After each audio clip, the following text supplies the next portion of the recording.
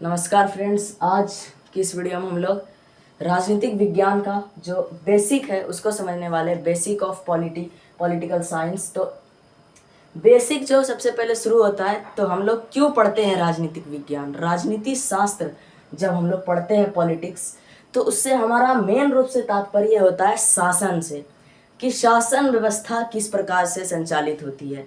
उसी में हमारा फिर सब कुछ आता है, सरकार, सत्ता, राजनीतिक दल, और फिर तो पंचायत स्तर पे, नगर स्तर पे, राज्य स्तर पे, राष्ट्र स्तर पे। तो मेन हमारा मोटो है शासन व्यवस्था को समझना। तो आज हम लोग इसी को समझने वाले हैं एकदम बेसिक लेवल से, कि शासन कितने प्रकार का होता है और ये क्या क्या होता है, और इसी के संदर्भ में भारतीय शासन व्यवस्था को भी समझेंगे। इससे पहले हमने एक वीडियो में इंडियन पॉलिटिक्स का जो हमारा भारतीय संविधान है उसकी जो प्रियम्बल उद्देशिका है उसका मैंने बनाया एक वीडियो, एक एक वर्ड की जो डीप मीनिंग वो समझाई है। तो डिस्क्रिप्शन में लिंक है, आप लोग देख सकते हैं। तो आज हम लोग शासन समझते हैं। तो विश्व में जो शासन है ना, वो लगभग, मतलब शासन के जो प्रकार है मेनली इतना है। क्या है? एक है राजतंत्र, एक है तानाशाही डिक्टेटरशिप, एक है लोकतंत्र, एक है गणतंत्र, और एक साम्यवाद। साम्यवाद आपको पता होगा, साम्यवाद का पहला प्रयोग कहाँ हुआ था? रूस में। कार्ल मार्क्स का जो छठा युग आने वाला था वो कौन सा था? साम्यवाद। इसका मॉडल फेल हो गया था। तो स्टार्ट करते हैं किधर से? चलो, जो हल्का है उसको पहले पढ़ते हैं। साम्यवाद। साम्यवाद में क्या होता है? इसमें लोगों का समूह, यानी कि लोगों का समूह मिलकर शासन करता है, और इसमें जो अधिकार दिया जाता है वो कार्ल मार्क्स जो बताए थे कि गरीब, किसान, मजदूर, इसमें क्या, किसान और मजदूर, मेन रूप से श्रमिक और कृषक की सत्ता होती है, और लोगों का समूह मिलकर शासन करता है। इसलिए यहाँ कोई अलग अलग पार्टी नहीं होती, यहाँ एक पार्टी होती है, सिंगल कम्युनिस्ट पार्टी। कौन? हथिया तारा का छाप देखते हो, रूस, उसमें चीन में कोई कुछ इसमें कुछ ज्यादा बोल नहीं सकता है, क्योंकि जनता का मुंह बंद रहता है। सिंगल एक पार्टी है, कम्युनिस्ट पार्टी, वो जो बना दिया कानून वो बन गया। तो यहाँ सिंगल पार्टी होती है बस, कम्युनिस्ट, साम्यवादी पार्टी। तो ये थोड़ा ये फेल हो गया है, बस है चीन, उनमें है ये सब मॉडल। उसके बाद राजतंत्र। राजतंत्र से स्टार्ट करें अगर, तो इसमें ये ज्यादातर पहले के, मतलब प्राचीन काल में राजतंत्र ही होता था। अब तो राजतंत्र बहुत कम पड़ गया है। तो राजतंत्र में क्या होता है? राजा और रानी द्वारा शासन होता है। बट पहले का राजा का जो राजतंत्र था वो कैसा होता था कि राजा के शब्द ही कानून है, यानी कोई संविधान नहीं होता था। लेकिन अब जहां पर भी राजतंत्र बचा है वो एटलीस्ट संवैधानिक राजतंत्र है। नेक्स्ट है तानाशाही। तानाशाही भी पॉसिबल होता है किसी देश में जब वहां की सेना का जो सेनापति हो, यानी वहां, इसे हम लोग डायरेक्ट बोल सकते हैं सैनिक शासन। कौन सा शासन?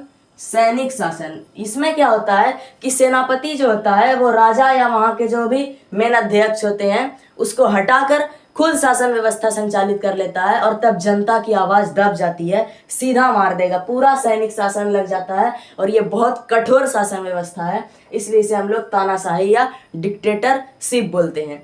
जैसे कुछ समय के लिए डिक्टेटरशिप तब होता है किसी देश का, जैसे एग्जाम्पल के लिए पाकिस्तान, वहां पर सेना बहुत पावरफुल है। तो क्या किया सेनापति? राष्ट्रपति को, प्रधानमंत्री को हटाया और खुद बन गया राष्ट्रपति और खुद शासन करने लगा। तो कुछ समय के लिए वहां साम्यवाद आ गया, ये सॉरी तानाशाही आ गया। जैसे उत्तर कोरिया में, वहां किसी का नहीं चलता, पूरी तरीके से कठोर शासन व्यवस्था है, तब उसे हम लोग कहेंगे डिक्टेटरशिप, तानाशाही। तो उसके बाद अब आते हैं हम लोग लोकतंत्र और गणतंत्र। ये दो सबसे मेन और सबसे ज्यादा आज विश्व के लगभग 150 से प्लस देशों में डेमोक्रेसी है, लोकतांत्रिक शासन व्यवस्था है। और गणतंत्र क्या होता है? लोकतंत्र समझने से पहले गणतंत्र समझते हैं। हमारा भारत देश लोकतंत्र भी है और गणतंत्र भी है। कैसे? लोकतंत्र में क्या होता है, जो शासन चलता है, क्या जो शासन चलता है वो जनता द्वारा चलता है, यानी अपना जो शासन चलाने वाला सरकार चुनेगी वो जनता चुनेगी। और गणतंत्र में क्या होगा? गणतंत्र में उस शासन का जो औपचारिक अध्यक्ष होगा, या जैसे पुराने जमाने वाले राजा की जो फीलिंग होगी, जिसे हम लोग बोलते हैं राष्ट्र अध्यक्ष, जैसे हमारे भारत में राष्ट्रपति है, तो उसको भी जनता निर्वाचित करेगी, उसका भी क्या होगा? निर्वाचन होगा, चुनाव होगा। तो जब किसी लोकतंत्र में वहां के राष्ट्र के प्रमुख, जैसे राष्ट्रपति भारत में, उनका भी चुनाव हो, तब इसे हम कहेंगे गणतंत्र का देश, गणतांत्रिक देश, रिपब्लिक कंट्री। और आपको पता है कि किसी भी देश में अगर राष्ट्र का प्रमुख है, राष्ट्राध्यक्ष है, तो उसके सिग्नेचर के बिना कुछ भी नहीं हो सकता उस देश में। इसलिए ये सबसे मेन होता है। वास्तविकता में जो शासन करता है वो यहाँ करता है लोकतंत्र वाला प्रधानमंत्री, लेकिन औपचारिक रूप से अगर सिग्नेचर और पावर की बात करें तो वो होता है गणतंत्र के राष्ट्रपति के पास। इसलिए हमारे भारत क्या है, लोकतंत्र भी है, गणतंत्र भी है। यहाँ जनता पीएम को भी चुनती है और यहाँ राष्ट्रपति का भी निर्वाचन होता है। चलिए अब हम लोग समझते हैं सबसे मेन लोकतंत्र को। इसको मैंने सबसे लास्ट में इसलिए रखा क्योंकि इसका बहुत सारा जो विश्व में लोकतंत्र है, डेमोक्रेसी है। आपने एक बहुत ये कथन सुना होगा जो अमेरिका के प्रसिद्ध एक्स प्रेसिडेंट पूर्व राष्ट्रपति अब्राहम लिंकन का है कि लोकतंत्र की सरकार जनता का, जनता के लिए और जनता द्वारा शासन है। यानी लोकतंत्र शासन कैसा है, to the people for the people, यानी कि जनता के लिए भी है और जनता का भी है, और जनता by the people, to the people for the people, यानी बाय द पीपुल, यानी जनता के द्वारा, जनता के द्वारा। उसके बाद है फॉर द पीपुल, यानी कि जनता के लिए। और इसको किसका शासन है, तो जनता का ही शासन है, इसलिए हम लोग बोलेंगे ऑफ द पीपुल, यानी कि जनता का, जनता द्वारा और जनता के लिए। जनता का मतलब ये शासन व्यवस्था किसका है, तो जनता का है। और जनता द्वारा मतलब इसको चुनेगी कौन, तो जनता। और जनता के लिए यानी कि ये जो शासन व्यवस्था बनी है वो किसके लिए कार्य करेगी, तो जनता के लिए करेगी। तो इसे ही हम लोग कहते हैं लोकतंत्र। अब जो लोकतंत्र विश्व में है वो मेन रूप से दो प्रकार का है, प्रत्यक्ष लोकतंत्र और अप्रत्यक्ष लोकतंत्र, direct democracy and indirect democracy. Direct democracy में क्या होता है, जनता सीधे शासन करती है, यानी सब जनता मिलके एक जगह बैठेगी और वो शासन करेगी। और इनडायरेक्ट में क्या होता है कि जनता अपने ऊपर शासन करने के लिए एक प्रतिनिधि को चुन लेती है कि हाँ इतने साल के लिए हम आपको चुनते हैं, आप हम पे शासन करें, तो इसे कहते हैं अप्रत्यक्ष। तो जो प्रत्यक्ष लोकतंत्र है ये केवल छोटे देशों में संभव है, छोटे देशों में, जैसे स्विट्जरलैंड में कौन सा, स्विट्जरलैंड में कैसा लोकतंत्र है, प्रत्यक्ष लोकतंत्र। क्यों, क्योंकि वहां की जनसंख्या कम है, थोड़ा आदमी है नॉर्मली बैठता है और अपना फैसला कर लेता है। लेकिन भारत जैसे बड़े देश में प्रत्यक्ष डायरेक्ट डेमोक्रेसी पॉसिबल नहीं है। अगर यहाँ की 100-150 करोड़ की जनसंख्या को संसद में घुसा दें तो कानून कैसे बन सकता है, इतना कोई अपना राय देगा, कोई अपना। इसलिए यहाँ इनडायरेक्ट डेमोक्रेसी की व्यवस्था की गई है, यानी जनता अपने ऊपर शासन करने के लिए एक प्रतिनिधि को चुनेगी, ना कि खुद शासन करेगी। तो इसे ही हम कहते हैं अप्रत्यक्ष। तो ये भारत और बहुत सारे बड़े बड़े देशों में है। अब अप्रत्यक्ष लोकतंत्र भी दो प्रकार के, संसदीय और अध्यक्षात्मक। संसदीय और अध्यक्षात्मक ये दोनों में क्या है, तो अप्रत्यक्ष लोकतंत्र क्या है, संसदीय और अध्यक्षात्मक तक दो प्रकार का होता है। तो अध्यक्षात्मक लोकतंत्र में क्या होता है, जैसे ये यहाँ जैसे अमेरिका का एग्जाम्पल लेते हैं, यहाँ कोई पीएम वीएम नहीं होता है, सब कुछ राष्ट्रपति होता है, यानी रियल में जनता पर शासन भी करेगा कौन, राष्ट्र अध्यक्ष यानी राष्ट्रपति। और वो सिग्नेचर वाली पावर जो औपचारिक पावर है वो भी होगी राष्ट्र अध्यक्ष, यानी दोनों काम राष्ट्रपति करेगा, वहां का राष्ट्र का प्रमुख करेगा, वास्तविक और औपचारिक दोनों अध्यक्ष वही होगा, तब हम कहेंगे इसे अध्यक्षात्मक शासन। और एक है संसदीय शासन, जैसे भारत में है संसदीय शासन। यहाँ क्या होता है, यहाँ जनता का औपचारिक प्रतिनिधि और वास्तविक प्रतिनिधि दोनों अलग होता है। जैसे वास्तव में जो जनता पर शासन करेगा, जो रियल होगा शासक, तो वो होगा पीएम, प्रधानमंत्री, जिसे जनता चुनेगी।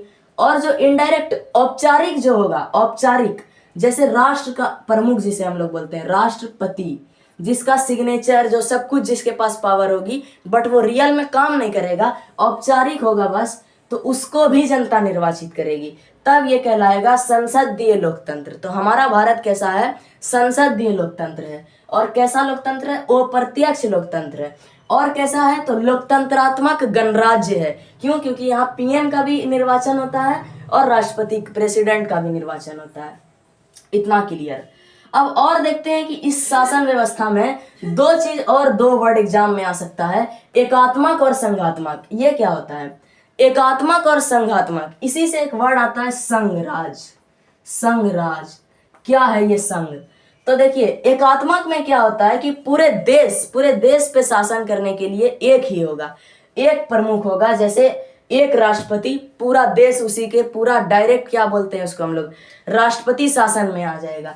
लेकिन संघात्मक में क्या होगा कि यहाँ पीएम और सीएम दोनों होगा, यानी यहाँ केंद्र सरकार और राज्य सरकार दोनों सरकारों का मिला जुला स्वरूप होगा, दोहरी सरकार का गठन होगा। यानी अलग अलग स्तर पर, राज्य स्तर पर राज्य सरकार होगी और केंद्र स्तर पर केंद्र सरकार, दोनों को अलग अलग शक्तियां दी जाएंगी, तब इसे हम कहेंगे संघात्मक। तो भारत में कैसा लोकतंत्र है, कैसी शासन व्यवस्था है? संघात्मक शासन व्यवस्था है, यूनियन।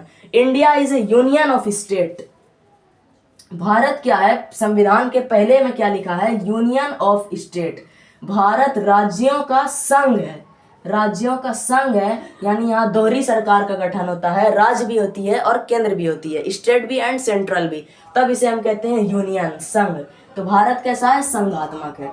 तो जब हमने इस सभी शासन व्यवस्था को पढ़ लिया, तो अब जरा सा डीप में जाके देखते हैं कि भारत की लोकतांत्रिक व्यवस्था कैसी है।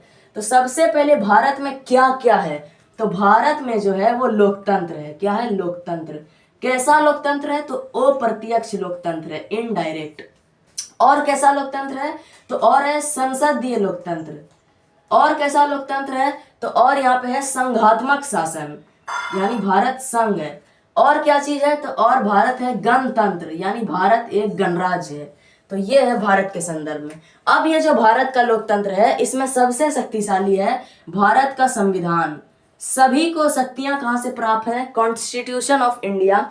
कॉन्स्टिट्यूशन ऑफ इंडिया भारत के संविधान से।